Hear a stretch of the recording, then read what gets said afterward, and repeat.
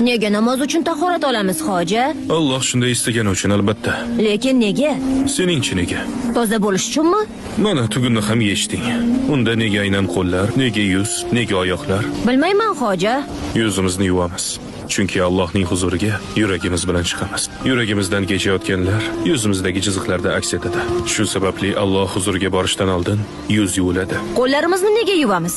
Qo'llarimiz haromga tegadi, adolatsizlikka tegadi, yomonlik qiladi. Balki biz sezmagandirmiz, lekin qo'llarimiz tekkan joydan kirlanadi. Unda oyoqlar-chi?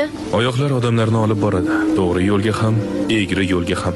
Shuning uchun oyoqlar ham o'tmishdan tozalanishi kerak. Tahorat olayotganda suvga Allohning rahmatiga erishajak kishidek yuguring. Alloh suvni o'ziga ibodat qilish va unga yaqinlashish vositasi sifatida yaratdi.